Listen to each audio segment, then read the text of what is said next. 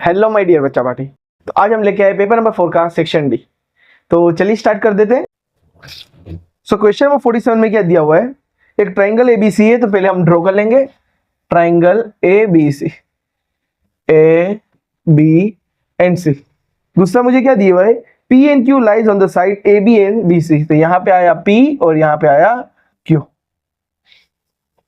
Next मुझे क्या दिया है, P Q parallel to B C. So इन दोनों को मैंने लाइन सेगमेंट बना दिया, ये दोनों एक दूसरे को पैरेलल हो गए। मुझे पहला क्वेश्चन पूछा है और उसके अंदर मुझे क्या दे दिया है, एपी मुझे 5 दे दिया है, पीबी मुझे दे दिया है 3,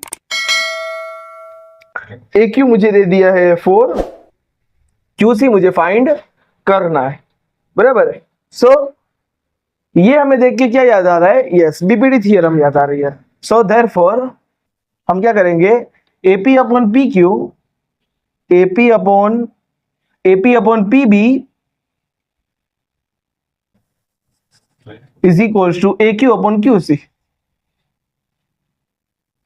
ये क्या है, बाय बीपीटी।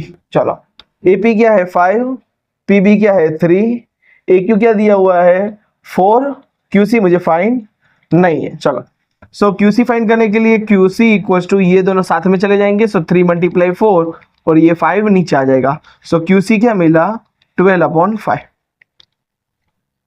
डन। चलिए अब मुझे सेकेंड वन सम्स उसके अंदर ही दिया हुआ है 4 मार्क्स का है। सो ये 2 मार्क्स का पार्ट हो गया।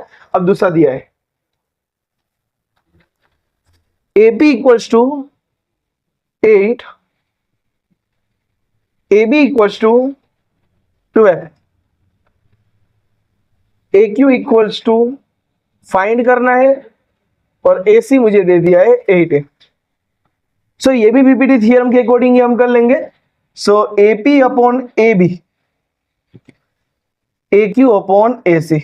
बीपीटी थ्योरम के अंदर ये बीपीटी थ्योरम जब सॉल्व हो जाती है तो एग्जांपल नंबर 1 के अंदर ये तरीके से हम इसको एक्सपांड करते हैं। बीपीटी थ्योरम को ये भी तरीके से आप लिख सकते हैं। सो ये भी हम क्या लिखेंगे, बाय बीपीटी। एपी की वैल्यू रखेंगे 8, AB रखेंगे 12 इज इक्वल टू AQ मुझे पता नहीं है और AC हो जाएगा 18। सो 18 सामने चला जाएगा। सो 8 × 18 और नीचे आ जाएगा 12 इक्वल टू AQ। 4 3 × 12, सो 4 2 × 8 हो जाएगा एंड 3 के 12 में 18, 3 6 × 18। सो AQ इक्वल्स टू क्या आएगा 2 6 × 12। डन। चलिए नेक्स्ट वाला सम सब हम देख लेते हैं। सो यहाँ पे नए वाला क्वेश्चन के अंदर मुझे क्या दिया हुआ है, एक डायग्राम है। डायग्राम के अकॉर्डिंग मुझे दिया हुआ है कि AB × OB is equal to OC × OD। ये चीज मेरे को दी हुई है। तो उसी को मैंने क्या किया, OA के नीचे OC रख दिया एंड OD के नीचे OB रख दिया। बराबर है। मुझे साबित क्या करना है, angle C equal to angle A equal to angle C and angle B equal to angle D। ये चीज मुझे साबित करनी। सो किस तरीके से साबित करेंगे, चलिए देख लेते हैं। सो यहाँ पे 2 ट्राइंगल है, therefore prove in triangle AOD and triangle COB। बराबर। अब मुझे गिवन में क्या दिया हुआ, ये दिया है। So OA upon OC equals to OD upon OB। Now ये वाला दोनों इक्वल होंगे। Angle AOD is equal to angle COB क्यों इक्वल होंगे, vertical opposite angle. Done. So ये साइड ली और ये साइड ली, मतलब OA और OB। देखो OA के सामने क्या है OB और ये वाला एंगल O आया।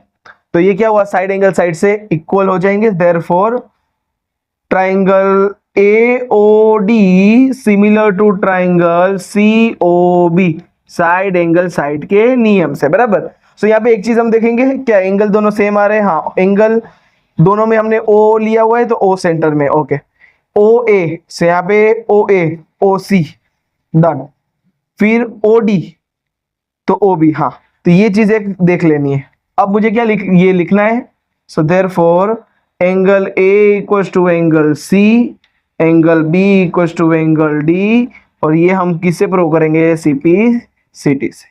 चलिए कंप्लीट हो गया, नेक्स्ट वाला सब सम देख लेते हैं। Mother is 26 years older than him। तो पहले तो मुझे रोहन की एज देखनी पड़ेगी। सो क्वेश्चन नंबर है 49, let the Rohan present age is x and his mother present age is। Mummy की प्रेजेंट एज क्या दिया हुआ है? 26 ओल्डर देन रोहन, मतलब 26 प्लस एक्स, बराबर है। अब मुझे क्या क्वेश्चन में दिया हुआ है? The product of their age is 3 year from now, so 3 year later, 3 year later, 3 साल के बाद उसकी एज क्या रहेगी? सो रोहन से एज कितनी होगी? x प्लस 3, 3 साल के बाद 3 जो एज प्रेजेंट होगी उसमें 3 की बढ़ोतरी होगी। Rohan mother age equal to 26 plus x थी और उसके अंदर 3 ऐड हुई तो क्या हो गई? 29 प्लस एक्स। डन। अब मुझे क्या दिया हुआ है इसके अंदर? The product of their age 3 year from now will be 360 और प्रेजेंट एज हमें फाइंड करनी है। मतलब कि इन दोनों का जब मैं मल्टीप्लाई करूंगा according to question x plus 3 and 29 plus x, तो आंसर मिलेगा 360। डन। सो मुझे दोनों की एज फाइंड करनी है। चलिए इसको मल्टीप्लाई करेंगे। सो x और x क्या हो जाएगा? एक्स स्क्वायर प्लस 29 प्लस 3 कितना होगा? 32x प्लस इन दोनों का मल्टीप्लाई करेंगे। सो 9 3 जा 27, 3 2 जा 6, 7 8, 87 इज इक्वल टू 360। डन। मतलब इन दोनों ब्रैकेट का जब हम सोल्व करेंगे तो x square plus 32x plus 87 आएगा। So x square plus 32x plus 87 minus 360, ये 360 को इस तरफ लाया और यहाँ पे 0 हो गया। सो 360 माइनस हम करेंगे 87 को, सो कट होगा और ये हो जाएगा 10 माइनस 7 3, 5 में से 8 नहीं जाएगा तो 15, 15 का हो जाएगा 15 माइनस 8 तो हो जाएगा 7 और यहाँ से 2। So x square plus 32x plus, अब यहाँ पे बिगर डिजिट साइन इसलिए माइनस 273 इज इक्वल टू 0। चलिए रफ करके हम आगे में जो मुझे इक्वेशन मिला था वो हमने लिख लिया। अब इसको हम सब्स्टिट्यूट कर देंगे। ax square plus bx plus c equal to 0। तो a की जगह पे हो जाएगा 1, b की जगह पे हो जाएगा 32 एंड c की जगह पे हो जाएगा माइनस 273। सो अब मुझे जब रूट्स फाइंड करने हो तो हम क्या करते हैं? x equal to minus b plus और minus under root b square minus 4ac upon 2 है, सबकी वैल्यू रख देंगे। So x equal to minus b की जगह पे आ जाएगा 32 प्लस और माइनस अंडर रूट 32 का स्क्वायर माइनस 4, a की जगह पे 1 और c की जगह पे माइनस 273 अपॉन 2 और a की जगह पे आ जाएगा 1। सो ये minus 32 as it is plus और माइनस अंडर रूट 32 का स्क्वायर होता है 1024 माइनस इसका मल्टीप्लाई करेंगे तो ये माइनस माइनस हो जाएगा प्लस और 273 मल्टीप्लाई 4 करेंगे। सो 4 3 जा होता है 12, फिर 4 7 जा 28 प्लस 1 29, 4 2 जा 8, 9 ने 10, सो 1092 और डिनोमिनेटर में आएगा 2। दोनों को प्लस करेंगे माइनस 300 माइनस 32 प्लस और माइनस अंडर रूट, अब इन दोनों का प्लस करेंगे। सो 1024 एंड 1092, 4 प्लस 2 6, 9 10 11, ये हो जाएगा 2116, 2116 डिनोमिनेटर में 2। डन। अब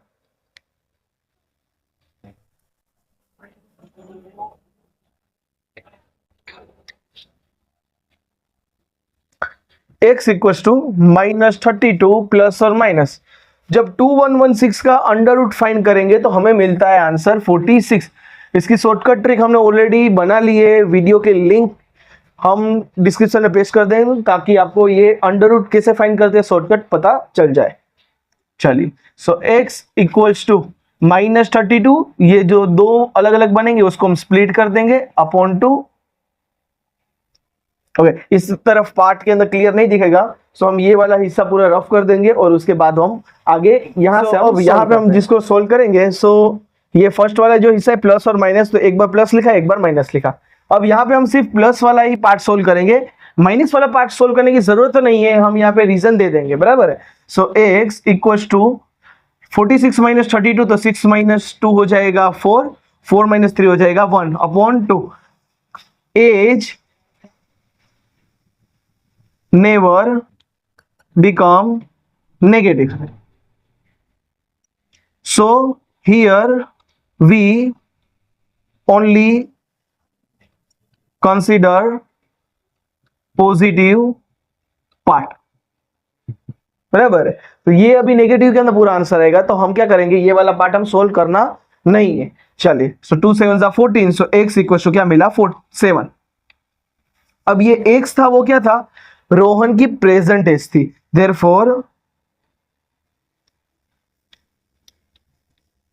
रोहन्स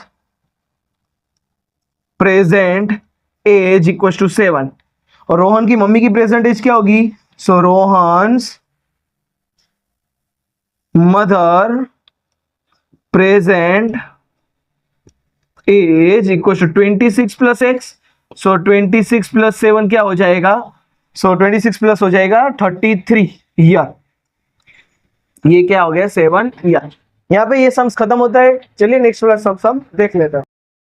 सो नेक्स्ट वाला 50 वाले क्वेश्चन में क्या दिया हुआ है, a sum of ₹50 is invest at 8% simple interest per year, मतलब कि एक प्रिंसिपल अमाउंट दे दी है जो कि है 1000, जो कि 8% के इंटरेस्ट पे हमने इन्वेस्ट की हुई है, बराबर है। अब आगे मुझे क्या दिया हुआ है, calculate the interest at each year of, calculate the interest at the end of each year, हर साल के अंत में उसका इंटरेस्ट मुझे फाइंड करना है। And do this interest form in AP, क्या ये एपी बनाता है या नहीं, पहले ये आधा क्वेश्चन हम सोल्व करेंगे। सो पहले तो सिंपल इंटरेस्ट का ही मुझे क्या करना है, एपी फाइंड करना है। So first year of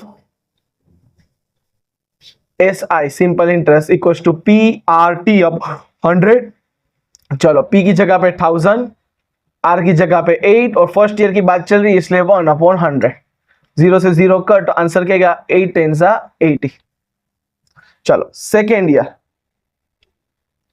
year of simple interest equals to P तो सेम ही रहने वाले सिंपल इंटरेस्ट में, सो PRT अपॉन 100, P की जगह पे आ जाएगा 1000, रेट ऑफ इंटरेस्ट 8, और अब मैं सेकेंड ईयर की बात कर रहा हूं, यहाँ पे T की जगह पे 2 और यहाँ पे आ जाएगा 100, 0 से 0 कट, सो 10 8 80, 82 160 रुपीज 160। चलो थर्ड ईयर की अगर मैं बात करूं of SI equals to PRT upon 100, 1000 multiply 8 upon 3 divide by 100, 0000 cut, so 240 मिले को मिला है। अब मुझे बोला है कि क्या ये एपी फॉर्म करता है या नहीं, सो हम फाइंड करेंगे।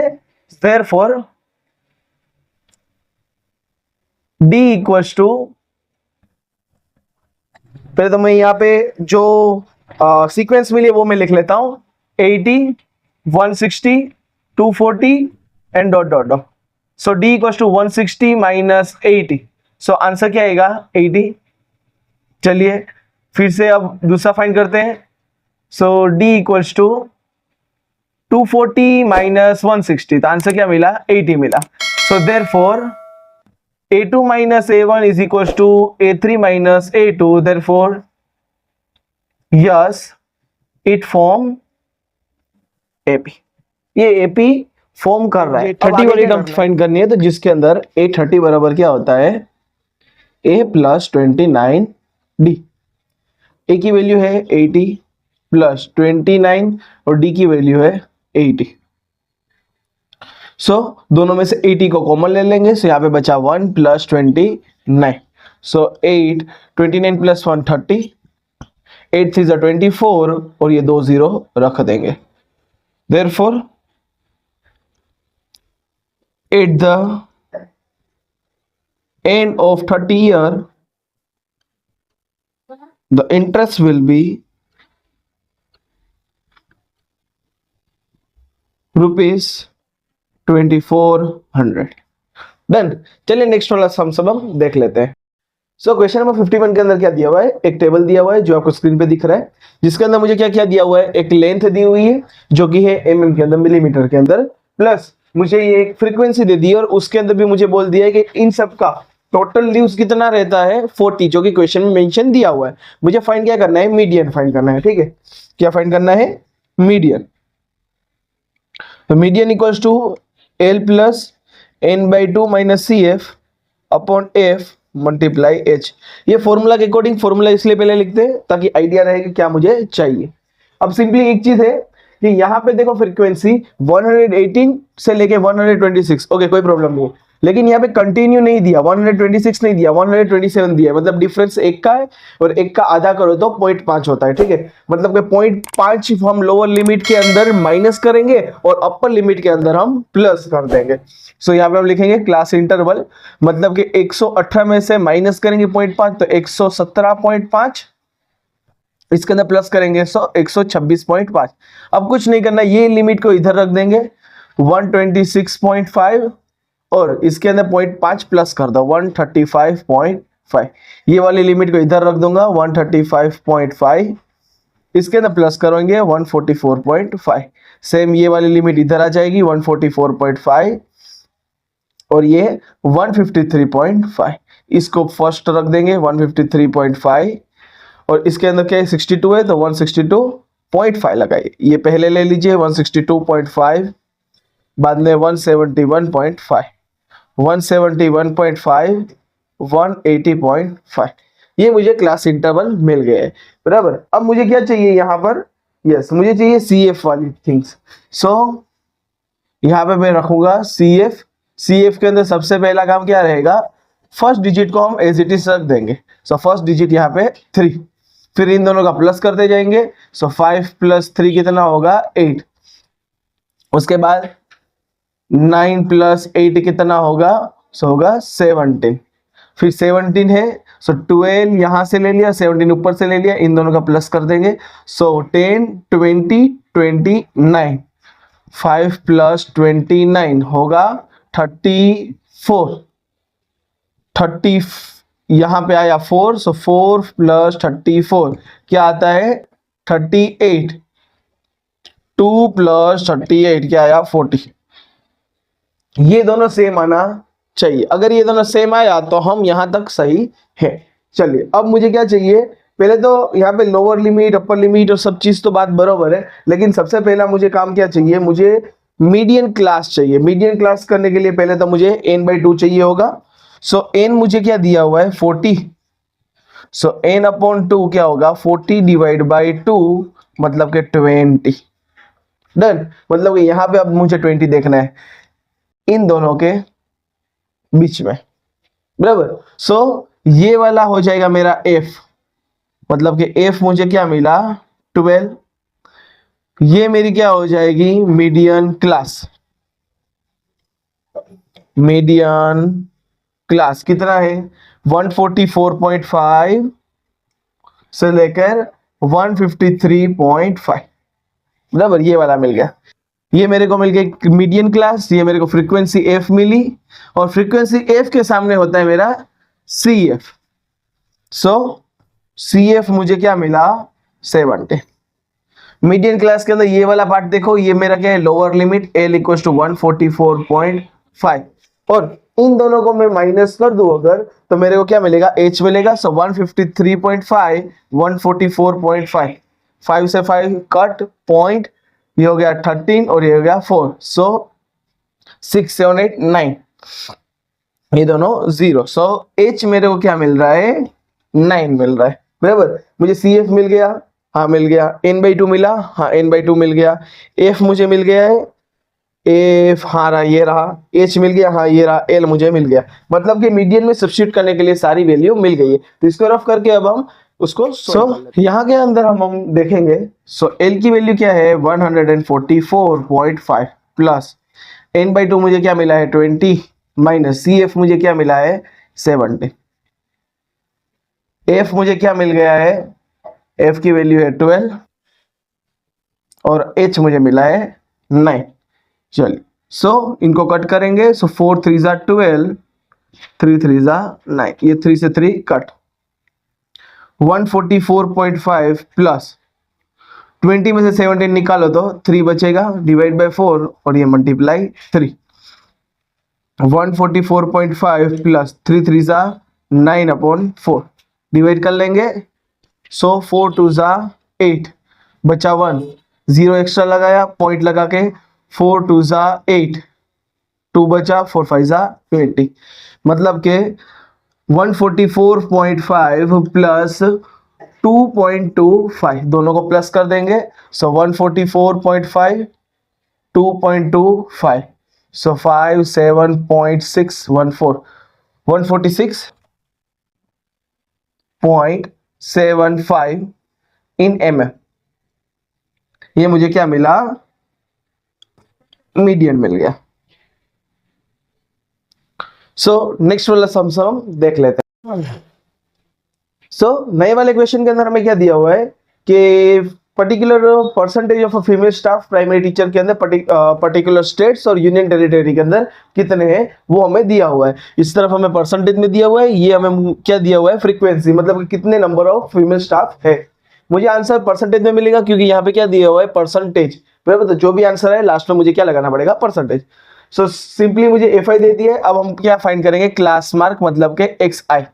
XI फाइंड करने के लिए हमेशा हम क्या करते हैं, दोनों लिमिट का प्लस और डिवाइड बाई 2 करते हैं, मतलब कि 15 प्लस 25 20 30 40, 20 प्लस 10 30 30 और ये दोनों 5 होके 10 हो जाएंगे, तो 40 40 डिवाइड बाई 2 क्या हो जाएगा, 20 20 प्लस 30 50 और ये 60 60 डिवाइड बाई 2 क्या हो जाएगा, 30। तो कंटिन्यूली ये सीक्वेंस पकड़ के चलेंगे, 20 30 40 50 60 70 एंड 80, बराबर है।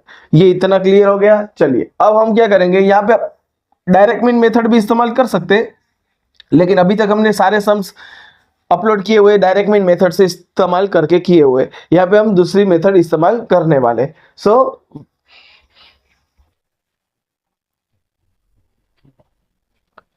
यहाँ पे हम स्टेप डिवीजन मेथड का इस्तेमाल करेंगे, जिसके अंदर मुझे UI फाइंड करना पड़ेगा।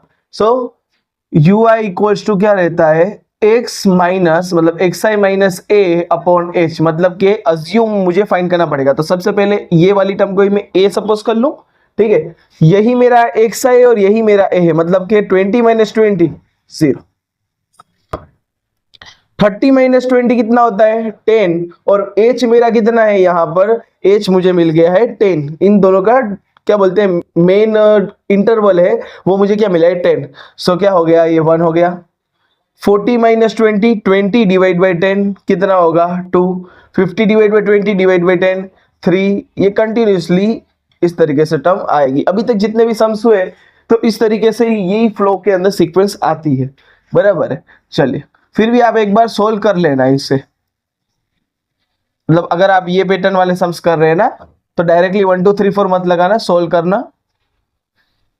चलिए अब मुझे क्या चाहिए, FI UI, मतलब कि ये वाला और ये वाला, इन दोनों को मैं मल्टीप्लाई करूंगा। 6 0 जा 0, 11 1 जा 11, 7 2 जा 14, 4 3 जा 12, 4 4 जा 16, 2 5 जा 10, 2 6 1 6 जा 6।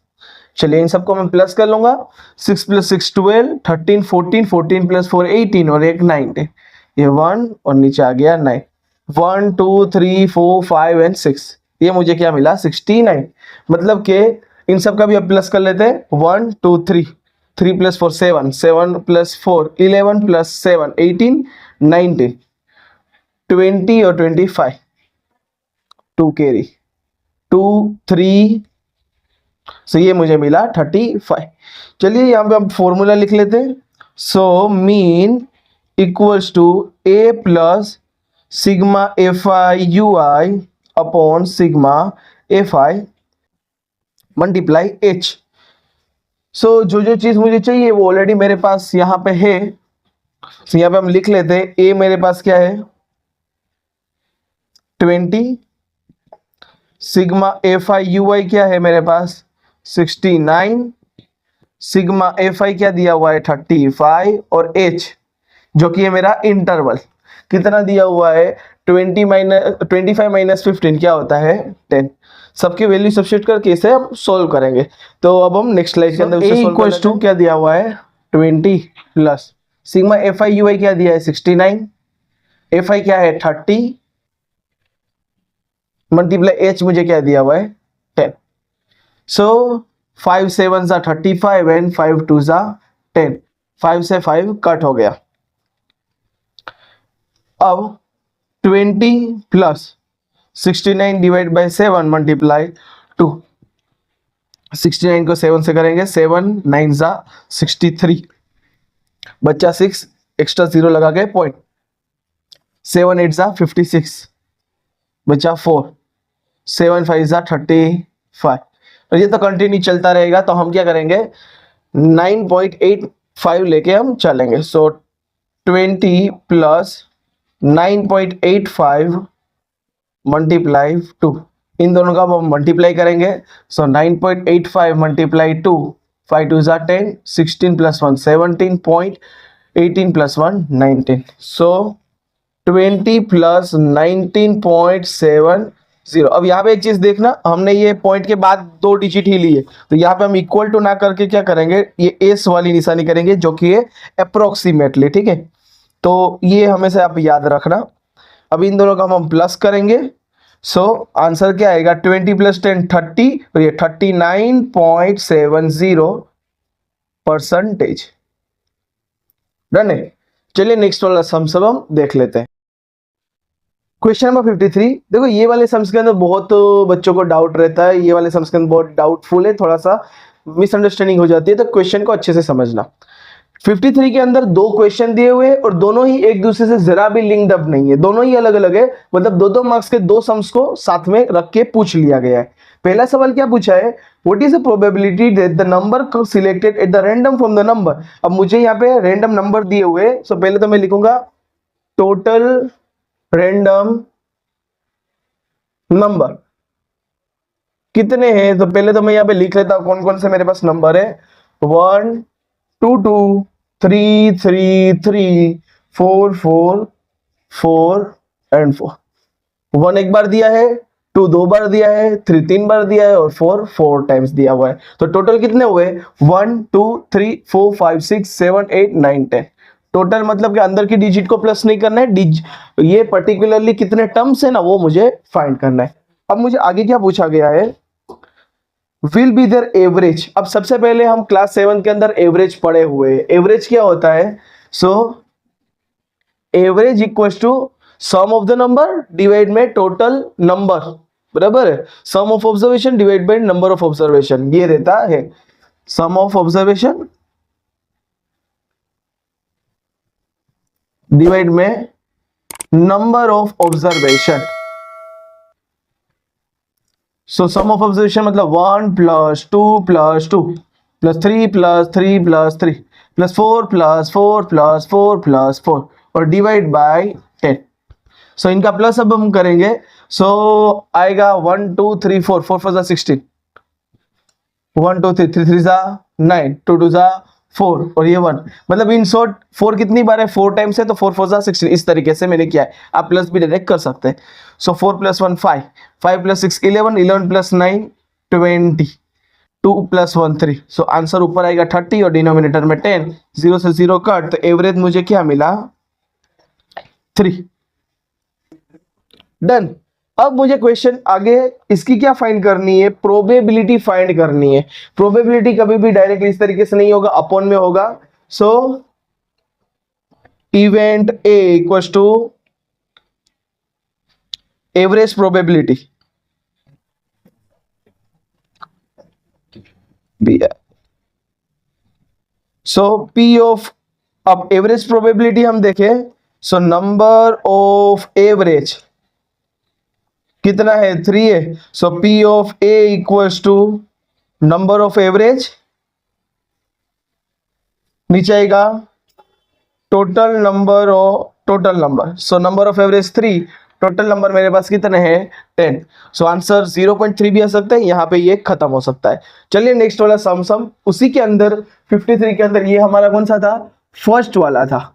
अब हम 53 के अंदर सेकेंड वाला क्वेश्चन, अब 53 सेकेंड वन के अंदर मुझे क्या दिया हुआ है, अब ये 53 के फर्स्ट वन से कोई भी लिंक्ड अप नहीं है। कंफ्यूजन होता है कि सर ऊपर वाले सम्स में कुछ और ही रेंडम हमें दिए, तो नीचे वाले के अंदर वो ही क्या हमारे डाइज है, नहीं।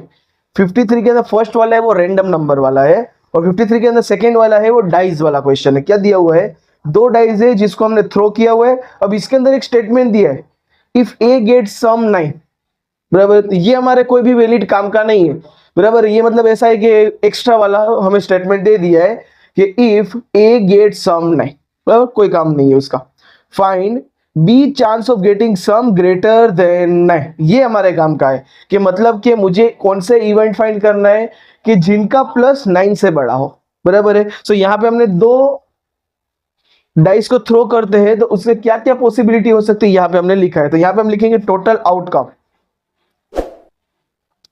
क्या है टोटल आउटकम, सो टोटल है 36 है। इवेंट बी की अगर मैं बात करूं तो मुझे क्वेश्चन में क्या पूछा है, सम ग्रेटर देन 9, 9 से बड़ा कितने हैं। तो पहले तो मुझे फाइंड करना पड़ेगा sir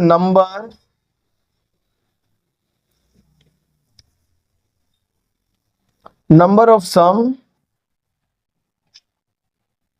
greater than 9 equals to, पहले तो कौन कौन से वो ग्रेटर देन 9, तो पहले तो 9 वाले देख लेते हैं। 6 + 3 9, मतलब यहां से स्टार्ट होगा, ये वाला है ना, इतना पार्ट, ये 9 वाला हिस्सा है, ये यहां से लेकर यहां तक का, बराबर है। मतलब इसके ऊपर वाला है वो 9 से छोटे नंबर है, और इसके नीचे जितने आते हैं वो 9 से बड़े हैं। सो 1 2 3 4 5 6, तो ये 6 ऐसे नंबर है जिनका प्लस करेंगे तो 9 से बड़े आएंगे। ये देखो 6 + 10, 6 + 5 11, 6 + 6 12, इस तरीके से। सो यहाँ पे हम लिख लेते हैं 4,6, फिर 5,5, 5,6, 6,4, 6,5, 6,6, इस तरीके से मैंने ये मेरे फेवरेबल इवेंट्स लिख लिए।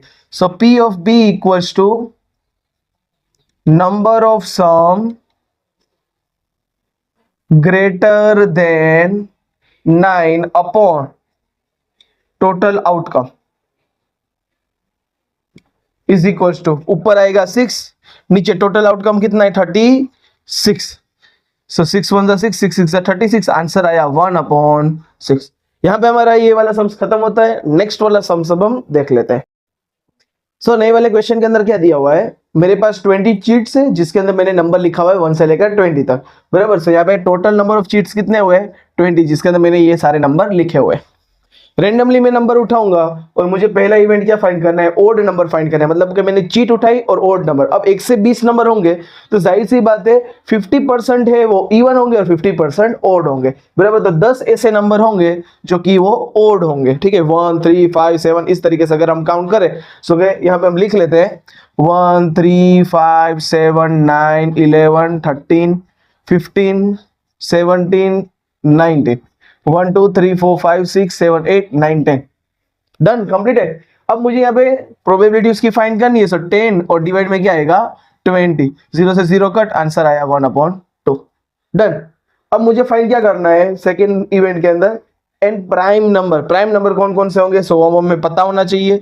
सो ऐसे नंबर जो खुद के टेबल में है और 1 के टेबल में है। सो 1 तो सिर्फ खुद के टेबल में आता है, प्राइम नंबर के 2 फैक्टर्स होते हैं, बराबर। सो स्टार्ट होंगे 2 से, 2 3 फिर 5 7 11 13 14 नहीं आएगा, 15 नहीं आएगा, 16 नहीं आएगा, 17 18 नहीं आएगा, 19 आएगा, खत्म।